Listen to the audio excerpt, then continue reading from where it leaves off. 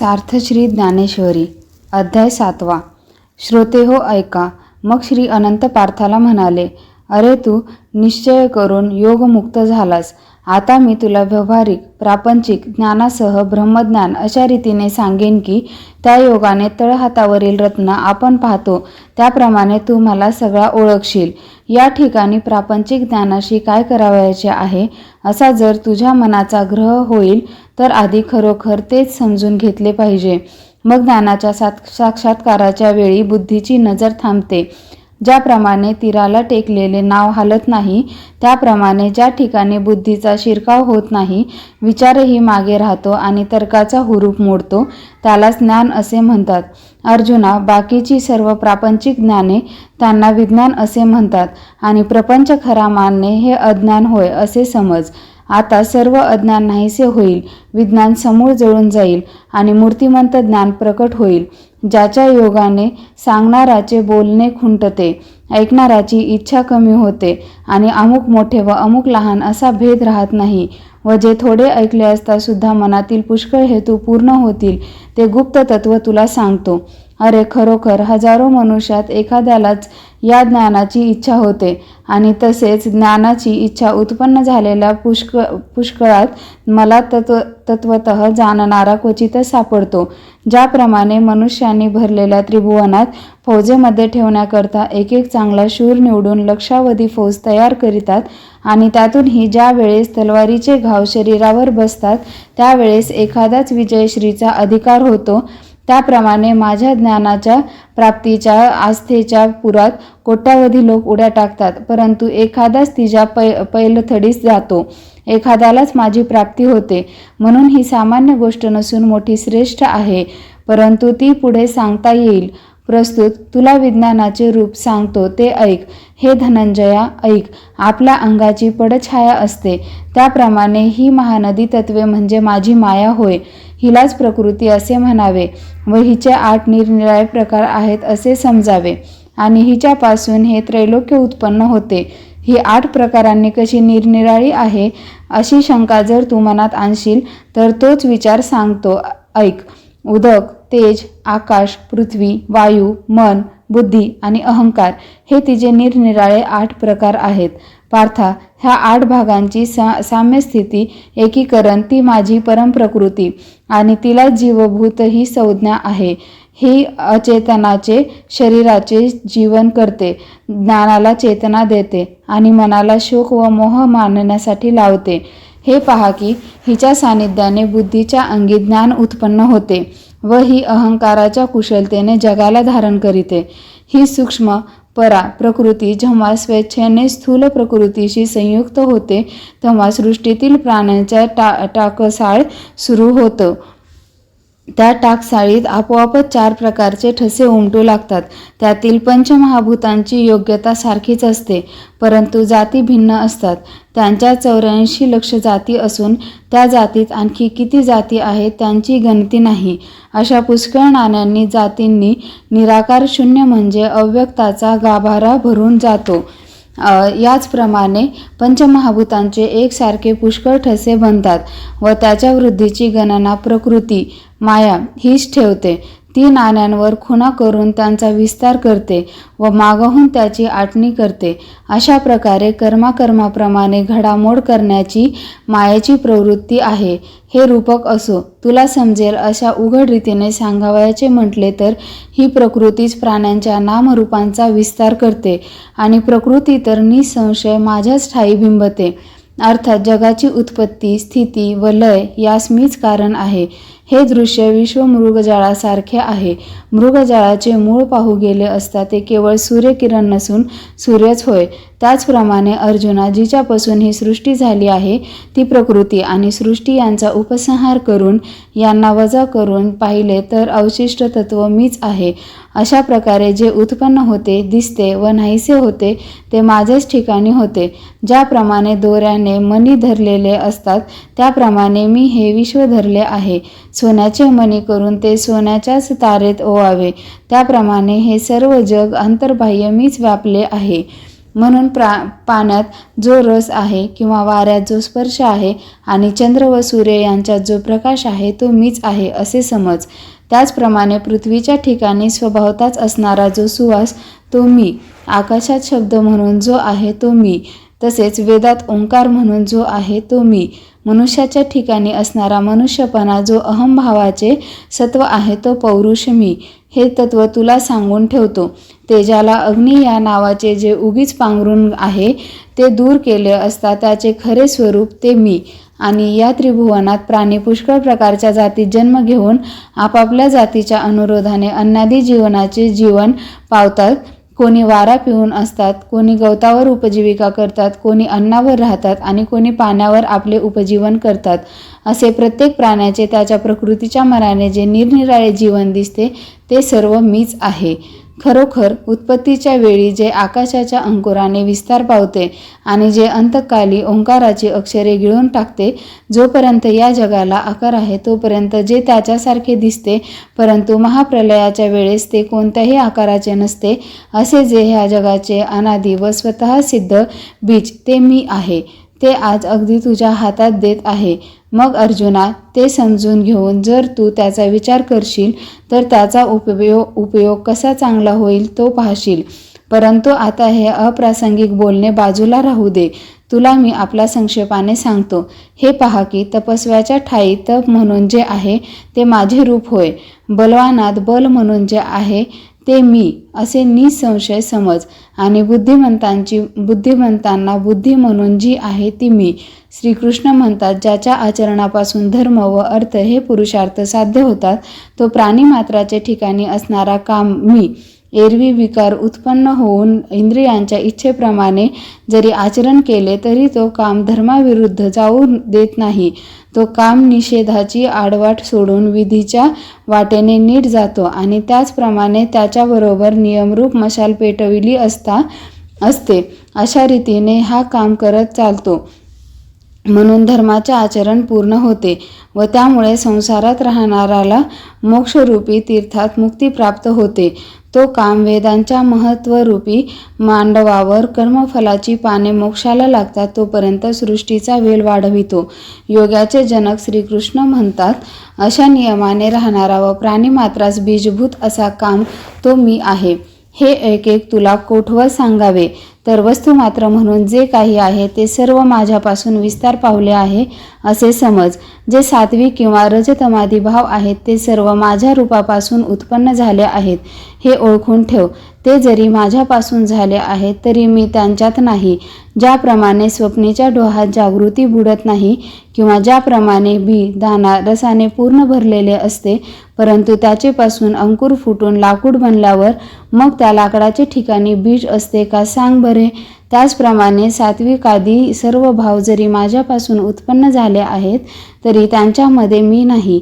खरोखर आकाशात जे ढग उत्पन्न होतात त्यात शुद्ध आकाश नसते किंवा ढगात जे पाणी असते त्या पाण्यात ढग नसतात. नंतर त्या पाण्याच्या घर्षणाने उत्पन्न होणारे तेज वीज जे चकचकीत दिसते त्या विजेमध्ये पाणी असते काय. अग्नीपासून जो धूर उत्पन्न होतो त्या धुरात अग्नी आहे का सांग बरे. त्याप्रमाणे हे भाव जरी माझ्यापासून उत्पन्न झाले आहेत तरी ते म्हणजे मी नव्हे. तथापि पाण्यापासून उत्पन्न झालेले गुंडाळ पाण्याला झाकून टाकते किंवा ढगाच्या योगाने आकाश व्यर्थ लोपले जाते. असे पहा की स्वप्न हे खोटे आहे, परंतु निद्रेच्या योगाने ते खरे भासते. त्यावेळेस ते आपल्यालाच आठवण होऊ देते का. अथवा डोळ्यातील पाण्याने उत्पन्न झालेले वडच दृष्टी बंद करीत नाही का. त्याप्रमाणे माझ्याच ठिकाणी प्रतिबिंबित झालेली सत्व रज व तम या गुणांनी युक्त अशी माझी सावली माया पडद्याप्रमाणे माझ्याच स्वरूपाच्या आड येते. म्हणून प्राणी मला जाणत नाहीत आणि माझ्याच पासून उत्पन्न झालेले असून ते मद्रूप होत नाहीत. ज्याप्रमाणे पाण्यापासूनच उत्पन्न झालेली मोते पाण्यात मिसळत नाही अथवा मातीचा घट करून तो कच्चेपणी तसाच मातीस मिळविला असता मिळतो, परंतु तोच विस्तवात भाजल्यावर निराळा बनतो, त्याचप्रमाणे सर्व भूतजात हे माझेच अवयव आहेत, परंतु मायेच्या योगाने जीवपणाला पावले म्हणून माझ्यापासून उत्पन्न झाले असून मद्रूप होत नाहीत. माझेच असून मला ओळखीत नाहीत व मी आणि माझे या भ्रांतीने विषयांध झालेले आहेत. तेव्हा आता धनंजया ही महत्त्वतत्वादी माझी माय तरुण मद्रूप व्हावे. ह्या गोष्टीचा अनुभव कसा यावा? कारण जी माया नदी निर्गुण ब्रह्मरूपी पर्वताच्या तुटलेल्या कड्यात असतानाच प्रथम तिच्या ठिकाणी संकल्परूप जलाचा उगम होऊन पंचभूताचा लहानसा बुडबुडा आला, जी सृष्टीच्या विस्ताररूपी ओघाने व कालगतीच्या वेगाने कर्म व मोक्ष यांची उंच काठ ओलांडून पुढे चालली आहे, जी सत्वादी गुणरूपी मेघांच्या वृष्टीने भरून भ्रांतिरूप महापुराने यम नियमरूपी शहरे वाहून नेत आहे, जिच्यात द्वेषरूपी भोरे असून जी मत्स्यरूप वळणाने वाहते आहे, जिच्यात उन्मत्तपणा इत्यादी मोठाले मासे तळपत आहेत, जिच्यात प्रपंचरूपी भेदांची वळणे असून कर्माच्या पुरामध्ये सुखदुःखरूपी केर कचरा तरंगत येऊन कडेला लागत आहे, जी मधील विषय सुखरूपी बोटावर कामरूपी लाटा आदळून त्या ठिकाणी जीवन समुद्रायरूपी फेस पुष्कळ दिसत आहे.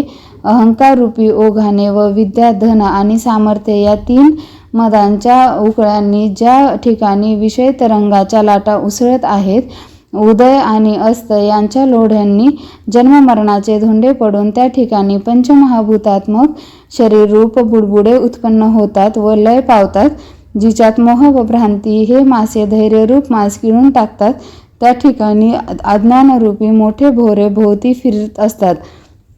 भ्रांतिरूप गढूळ पाण्याने आस्थारूप गाळत ऋतून तमोरूप खळखळाटाने स्वर्गप्राप्तीची गर्जना होत असते. असा हा तमोरूप प्रवाह तरुण जाण्यास अवघड आहे. येथे सत्वरूपी स्थिर पाण्याचा मोठा डोह आहे. किंबहुना ही माया नदी दुस्तर आहे.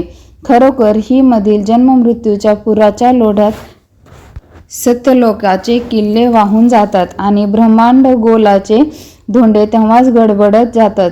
त्या पुराच्या प्रवाहात अजून कोणाचे पाय लागत नाहीत. अरे, असा हा मायापूर कोणाच्याने तरुण जाववेल? आणखी येथे एक मोठेच नवल आहे. ही नदी तरुण जाण्याला जे जे उपाय करावे ते अपायकारकच होतात. कोणी आपल्या बुद्धीच्या बळावर ही मधून तरुण जावे म्हणून हीच मध्ये उडी टाकली, त्यांचा पत्ताच नाही. कोणाला ज्ञानरूपी डोहात गर्वाने पार गळून टाकले. कोणी वेदत्रयीच्या सांगडीवर बसून तिच्या खाली मीपणाचे धोंडे बांधून या मायारूप नदीतून तरुण जाण्यास निघाले. ते मदरूपी माशाच्या तोंडात संबंधच नाही तसे झाले. कोणी तारुण्याच्या बळाने कमर कसून मदनाच्या कासेला लागले. तो त्यांना विषयरूप सुसरीनेच चघळून टाकिले. मग ते वार्धक्यरूप लाटांमध्ये तरंगत जात असता मतिभ्रंशरूप जाळ्यात सापडतात व त्या योगे चहूकडे जखडले जाऊन शोकरूप कड्यावर आदळतात व पुढे क्रोधरूपी भोवऱ्यात सापडले असता कोठेवर डोके करावयास लागले की आपत्तीरूप गिधाडे त्यास टोचून खाऊ लागतात आणि मग ते दुःखरूपात चिखलात फसून मरणरूप वाळूत रुतले जातात. अशा प्रकारे जे विषयाच्या मागे लागले ते फुकट जातात. त्यांचे जीने व्यर्थ होते. कोणी यज्ञाधिक क्रियारूपी पेटी बांधून पोटाखाली घेतात. ते स्वर्ग सुखरूपी कपारीत अडकून राहतात.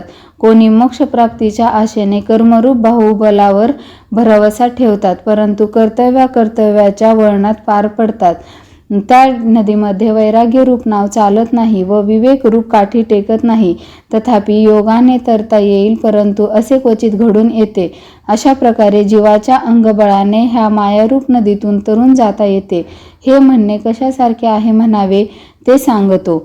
जर पथ्य न करणाऱ्याची व्याधी टळेल, साधूला दुर्जनांची बुद्धी कळेल आणि विषयासक्त पुरुष सिद्धी प्राप्त झाली असता तिला सोडील, जर चोराची सभा भरेल अथवा माशाला गळ गिळता येईल किंवा भित्र्याला भिवून पिशाच माघारी फिरेल, जर हरणाचे पाडस जाळे कुरडतील किंवा मुंगी मेरू पर्वत ओलांडतील, तर जीवांना आपल्या स्वतःच्या शहाणपणाने माया नदी तरुण पलीकडल्या तीरी जाता येईल. म्हणून हे पंडूसूत, ज्याप्रमाणे विषयी पुरुषाला स्त्री जिंकवत नाही, त्याप्रमाणे ही मायारूप नदी जीवाला तरवत नाही. येथे जे मला अनन्य भावाने शरण येतात ते फक्त ह्या दुस्तर नदीतून सहज तरून जातात. इतकेच नव्हे तर हे अलीकडच्या काठी असतानाच मायारूप जल पार नाहीसे होते. ज्यांना सद्गुरू हाच नावाडी असून ज्यांनी ब्रह्माची कास बळकट धरली आहे व ज्यांना आत्मनिवेदन हेच तारू सापडले आहे, जे अहंभावाचे ओझे टाकून विकल्परूपी वारा चुकवून आणि बायका मुलांच्या वरील अनुरागरूपी पाण्याची धार टाकून ते जीवात्म्यांचे ऐक्य हाच उतार त्या उताराने बोधरूपी सांगडीच्या आश्रयाने निवृत्तीच्या पलीकडील काठाला जाऊन पोचतात, ते वैराग्यरूप हात टाकीत अहम ब्रह्म या भावाच्या बळावर पोहोचून निवृत्तीरूपी ताटावर निर्विघ्नपणे निघतात. या उपायाने जे मला भजतात तेच या मायारूप नदीतून तरून जातात. परंतु असे भक्त अगदी विरळाफार नाहीत, कारण त्या एकाशिवाय इतर सर्व प्राण्यांना अहंकाररूपी भूताचा संचार झाल्यामुळे आत्मस्वरूपाचा विसर पडतो. त्यावेळी त्यास नियमरूपी वस्त्राचे भान राहत नाही, अधोगतीची लाज नाहीशी होते आणि ते वेदब्रह्म वर्तणूक करतात. अर्जुना, असे पहा की या शरीररूप गावात ज्या कार्याकरिता आले तो सर्व कार्यभाग सोडून त्या इंद्रिय समुदायरूप राजमार्गावर अहम ममतेची बडबड करण्याकरिता कामक्रोधाधिक विकारांचा समुदाय गोळा करीतात आणि दुःख आणि शोक यांचे घाव पडत असतानाही त्यांना त्यांची आठवण सुद्धा नसते. हे सांगावयाचे कारण काय म्हणशील तर ते मायेने ग्रासलेले असतात म्हणून ते मला मुकतात. परंतु फक्त चौघांनीच ज्यांनी माझे भजन केले त्यांनी आत्महित वृद्धिंगत केले. त्या चौघांपैकी पहिल्याला आर्त, दुसऱ्याला जिज्ञासू, तिसऱ्याला अर्थार्थी व चौथ्याला ज्ञानी असे म्हणतात. आर्त हा दुःख निवारणासाठीचा मला भजतो, जिज्ञासू ज्ञानप्राप्तीकरिता भजतो आणि तिसरा जो अर्थार्थी तो द्रव्यप्राप्तीचे इच्छेने मला भजतो. परंतु चौथा तो असतो त्याला काहीच कर्तव्य नसतानाही तो मला भजतो, म्हणून तो एक ज्ञानी पुरुषच माझा भक्त होय हे ध्यानात ठेव. कारण त्याच्या ज्ञानाच्या प्रकाशाने भेदरूप अंधकार नाहीसा होतो व मग त्याचे माझ्याशी ऐक्य होऊन तो मद्रूप होऊन बसतो व त्याची भक्ती ही तशीच कायम असते. परंतु स्फटिक मणी जसा उदकमय दिसतो तसा हा ज्ञानी पुरुष इतरांच्या दृष्टीला दिसतो तसा नव्हे. त्याचे वर्णन करताना कौतुक वाटते. ज्याप्रमाणे वारा हा गगनात शांत झाल्यावर मग त्याचे वारे पण वेगळे उरत नाही, त्याप्रमाणे हा जरी मद्रूप झाला तरी त्याचा भक्ताचा बाणा जात नाही. जर वारा हलवून पाहिला तर तो गगनाहून वेगळा भासतो. एरवी गगन आणि तो ज्याप्रमाणे एकच, त्याप्रमाणे शरीरासंबंधी सर्व कर्माच्या आचरणाने तो माझा भक्त असा वाटतो. परंतु स्वानुभवाच्या योगाने तो मद्रूपच असतो आणि ज्ञानप्राप्तीच्या उजेडाने मीच त्याचा आत्मा आहे असे तो जाणतो. म्हणून मीही संतोष पाहून त्याला आपला आत्मा असे म्हणतो. जो जीवपणाच्या पलीकडील खूण समजून घेऊन व्यवहारात वागतो तो देह धारण केल्यामुळे माझ्यापासून वेगळा होईल का पहा बरे. म्हणून आपल्या हिताकरिता हवा तो मनुष्य माझी भक्ती करतो, परंतु मी ज्याच्यावर प्रीती करीतो असा एक भक्त ज्ञानीच होय. हे पहा की दुधाच्या आशेने सर्व लोक गाईला भाला घालतात, परंतु आपल्या वासराला भाल्याशिवाय ती दूध कसे पाजते? का तर त्याला दुसरी काही एक गोष्ट माहीत नसून आपल्या तनमनाप्रमाणे ते आईलाच ओळखत असते आणि जी वस्तू पाहिली की ती माझी आई आहे असे समजते. अशा प्रकारे ते वासरू अनन्य भक्त असते म्हणून त्याच्यावर गाई ही तशीच प्रीती करते. यास्तव लक्ष्मीपती कृष्ण जे बोलले ते खरे. हे असो. मग म्हणतात, ज्ञानाशिवाय जे तुला इतर भक्त सांगितलेले तेही माझे आवडतेच आहेत. त्यांना माझे ज्ञान झाले म्हणजे मग ते परत फिरणे विसरतात. ज्याप्रमाणे नदी सागराला मिळाल्यावर तिथे माघारी फिरणे खुंटते, त्याचप्रमाणे ज्याच्या अंतःकरणरूपी दरीतून अनुभवरूप गंगा निघून मला मिळाली तो मद्रूप झाला. हे वर्णन किती करू? एरवी ज्ञानी ज्याला म्हणतात तो केवळ माझा जीव की प्राण होय हे सांगू नये, पण काय करावे? ही न बोलण्याची गोष्ट तुला प्रसंगोपात सांगितली. जो विषयरूप दाट झाडीतून कामक्रोधाधिक संकटे टाळून व सद्वासनेच्या पहाडावर चढून आला, नंतर हे वीरश्रेष्ठा अर्जुना, साधूंच्या संगतीने सत्कर्माच्या सरळ वाटेने दुराचरणाच्या आडमार्गाला डावलून आणि आस्थेच्या फलशेच्या वाहनात पायात न घालता शेकडो जन्म भक्तीची वाट चालणारा जो ज्ञानी भक्त तो फलाच्या हेतूचा का हिशोब करील? याप्रमाणे शरीर संबंधी अज्ञानरूप रात्रीत उपाधिरहित वाट चालत असता सहज कार्यक्षम होऊन ज्ञानोदयाची पहाट होते. त्याच वेळेस गुरुकृपा रूप उषक काल होतो आणि मग ज्ञानरूप सूर्याची कोवळी किरणे पडून समदृष्टीचे ऐश्वर्य त्याच दृष्टीस पडते. त्यावेळी तो जिकडे जिकडे पाहतो तिकडे तिकडे त्याला माझ्याशिवाय दुसरे काही दिसत नाही, अथवा तो जरी स्वस्थ बसला तरी त्याला मीच दिसतो. फार काय सांगावे, त्याला सर्व ठिकाणी माझ्या वाचून दुसरे काहीच दिसत नाही. ज्याप्रमाणे पाण्यात बुडलेल्या घटाच्या आत व बाहेर पाणीच असते, त्याप्रमाणे तो माझ्या आत व मी त्याच्या अंतर्बाह्य आहे हे बोलून दाखविण्यासारखे नाही. म्हणून ते असो. याप्रमाणे त्याला ज्ञानाच्या व खारचा दृष्टीस पडतो आणि तो जिकडे जिकडे संचार करीतो तिकडे तिकडे त्याला आपणच विश्व आहोत असे भासते. या सर्व विश्वात वासुदेव भरला आहे असा त्याचा पूर्ण अनुभव असतो. म्हणून भक्तांमध्येच तोच सर्वश्रेष्ठ आणि तोच ज्ञानी होय. धनुर्धरा, ज्याच्या अनुभवाच्या वखारीत सर्व चराचर विश्व साठविले आहे असा हा महात्मा फार दुर्लभ आहे. ज्याच्याशिवाय अर्जुना पुष्कळ मला भजतात, पण त्याची भक्ती फक्त विषय सुखाशेने असते, कारण आशातिमिराने त्याची दृष्टी विषयांध झालेली असते आणि फलाच्या इच्छेने त्याच्या हृदयात कामाचा रिघाव झाला की त्याच्या संसर्गाने ज्ञानरूपी दिवा मालवतो. अशा रीतीने त्याचे अंतर्बाह्य अंधार होतो. म्हणून मी त्याच्याजवळ असूनही ते मला अंतरतात आणि मग सर्व भावाने इतर देवांना भजू लागतात. अगोदर ते मायेच्या अधीन झालेले आणि त्यात फलप्राप्तीकरिता दीन झालेले, मग काय ते मोठ्या कौतुकाने लंपट होऊन देवाची कशी भक्ती करीतात, पण कोणत्या नियमाने व उपचारद्रव्याने तसेच यथाविधी त्याला काय वस्तू अर्पण केल्या पाहिजेत इकडे लक्ष देऊन जे जे उपचार त्याला आवडत असतील ते ते करीतात. परंतु जो जो ज्या ज्या देवतेची फलाकरिता उपासना करतो त्याची ती इच्छा मीच पुरवितो. हे पहा की देवदेवी मीच आहे, परंतु त्याचा तसाही निश्चय नसतो. म्हणून त्या देवतांच्या ठिकाणी त्याचा निराळाच भाव असतो. मग त्यांना ज्या ज्या देवतेची श्रद्धा असेल त्या त्या देवतेचे आपले कार्यसिद्धी होईपर्यंत ते यथाविधी पूजन करीतात.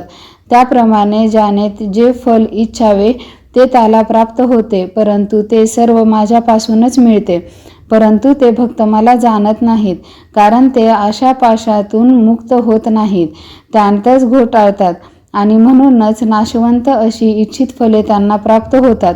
किंबहुना अशा प्रकारचे हे भजन म्हणजे संसाराचे साधनच होय. बाकी त्याचा फलभोग म्हणजे स्वप्नातील क्षणिक सुखाप्रमाणेच होय. हे एकीकडे राहू द्या. त्यांचे आवडते दैवत का असेना, त्याने त्या देवतांचे पूजन केले म्हणजे तो दैवतत्व पावतो. बाकी तन्मन अर्पण करून जे माझ्याच भक्ती मार्गाला लागले ते देहांती माझ्याकडेच येतात. पण प्राणी तसे करीत नाहीत आणि फुकट आपल्या हिताचे नुकसान करून घेऊन इतर देवतांच्या पूजनाने अल्प फलप्राप्ती करून घेऊन तळहातावरच्या पाण्यात पोहल्याप्रमाणे करतात. किंवा अमृताच्या समुद्रात बुडला असता मग तोंड दाबून का धरावे आणि मनामध्ये डबक्यातील पाण्याची आठवण का करावी? अमृतात शिरून देखील मारावयाचे हे असे तरी का करावे? अमृतात सुखाने अमृतरूप होऊन का राहू नये? त्याचप्रमाणे धनुर्धरा, फलाशा रूप पिंजरा टाकून देऊन अनुभवरूप पंखांनी संचार करून चिदाकाशांचे भगवत्स रूपाने धनी का न व्हावे?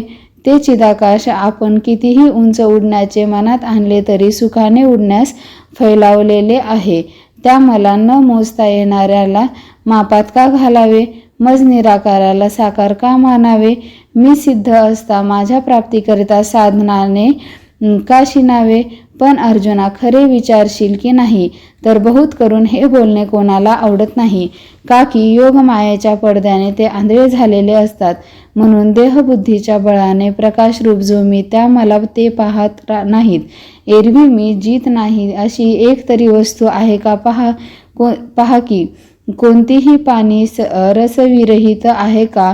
वारा कोणाला स्पर्श करीत नाही. आकाश कोठे सामावत नाही. हे असो, अवघ्या विश्वात मीच एकटा भरलेला आहे. ह्या जगात जितके प्राणी होऊन गेले त्यांचे ठिकाणी मीच होतो आणि हल्ली आहेत त्यातही मीच आहे किंवा पुढे होणार आहेत तेही माझपासून भिन्न नाहीत. परंतु हे फक्त बोलणे आहे, बाकी काही होत नाही आणि काही जात नाही. ज्याप्रमाणे दोरीच्या सापाविषयीचा तो काळा कवड्या गव्हाला वगैरे काहीच कल्पना करता येत नाहीत, त्याप्रमाणे प्राणी मात्र मिथ्या असल्यामुळे तत्संबंधी कोणतीच कल्पना करता येत नाही. हे पंडुसुता, अशा प्रकारे मी सदा अखंड आहे. प्राणीमात्राच्या मागे जो संसार लागला आहे त्याचे कारण निराळे आहे. म्हणून त्याविषयी थोडीशी गोष्ट सांगतो, ती ऐक. अभिमान व तनु शरीर या दोहोंची प्रीती जडली. त्यांच्या दोघांच्या प्रीतीपासून इच्छारूप कन्या उत्पन्न झाली व ती आपल्या पूर्ण तारुण्यात आल्यावर तिचे द्वेषाशी लग्न लागले. त्या दोघांपासून सुखदुःखरूप द्वंद्व मोह हा पुत्र झाला व नंतर त्याच्या अहंकार आजोबाने त्याला वाढवले. तो द्वंद्व मोह नेहमी धैर्याला व इंद्रिय दमनालाही सदा प्रतिकूल आणि अशा रूप दुग्धाने पुष्ट झालेला आहे. हे धनुर्धरा, असंतोष रूप मद्याने उत्पन्न झाल्यामुळे तो विषयांच्या उपभोगाला विटत नाही. त्याने शुद्ध भक्तीच्या वाटेवर विकल्पाचे काटे पसरून मग कुमार्गाच्या आडवाटा काढल्या आहेत. त्या योगाने प्राणी मात्र भ्रम पाहून संसाररूप अरण्यात पडतात व त्यांना महादुःखाचे सपाटे सोसावे लागतात. याप्रमाणे विकल्पाचे तीक्ष्ण परंतु निष्फल काटे पाहून ज्यापासून मतिभ्रम उत्पन्न होतो त्यांना जे मानित नाहीत, भक्तीच्या एकनिष्ठेच्या पावलांनी जे नीट जाताना विकल्पाचे काटे चिरडून टाकतात, ते महापातकांचे अरण्य टाकून सरळ मार्गाने जातात. नंतर पुण्याच्या मार्गाने लवकर चालून माझे सानिध्य पावतात आणि अशा रीतीने वाटमाऱ्यांच्या कामक्रोधाधिकांच्या हातून सुटतात. एरवी पार्था, जन्ममरणाच्या फेऱ्यातून सुटावे असे जे साधन आहे त्याच्या प्राप्तीची ज्यांना इच्छा उत्पन्न होते त्यांना त्यांचा तो प्रयत्न फलद्रूप होऊन ब्रह्मप्राप्ती होते व पिकलेल्या फळांच्या रसाप्रमाणे ते पूर्णतेस पावतात. त्यावेळी आम्ही धन्य आहोत असे वाटून सर्व जगभर आनंद भरलेला दिसतो. नंतर आत्मज्ञानाची हौस पुरी होऊन व कर्मे जगाच्या जागी राहून त्याचे मन शांत होते. हे धनंजया, अशा रीतीने त्यांना आत्मज्ञानाचा लाभ होतो, कारण त्याच्या या परमार्थरूप व्यापारात भांडवल मीच आहे. त्यांना समदृष्टी हेच व्याज मिळून ऐक्यरूप संपत्तीची समृद्धी होते. यामुळे भेदरूप दैन्याची ओळखही राहत नाही. ज्यांनी अनुभवाच्या हातांनी मायावश जीवाला धरून पांचभौतिकासह मला स्पर्श केला, ज्यांच्या ज्ञानाच्या वेगाने मला अधियज्ञ या दृष्टीने पाहिले, त्यांना शरीराच्या वियोगाने मरणसमयी दुःख होत नाही. एरवी आयुष्याची दोरी तुटावयाचे बेतात आली असता प्राण्यांची जी खळबळ उडून जाते ती पाहून न मरणाऱ्यांच्या चित्ताला सुद्धा युगांत ओढवल्यासारखे नाही का होत? परंतु जे मद्रूप झाले ते प्राणांतीही मला सोडित नाहीत. हे कसे होते ते मला सांगता येत नाही. एरवी असे पक्के समज की जे अशा प्रकारे पूर्ण ज्ञानी आहेत तेच अंतःकरणापासून माझे ऐक्य पावले आहेत. हे तत्व सांगतो त्यावेळी श्रीकृष्णांच्या मुखातील शब्दरूप कुपीच्या खाली अर्जुनाची अवधानरूप ओंजळ नव्हती, कारण त्याचे लक्ष क्षणभर दुसरीकडे होते.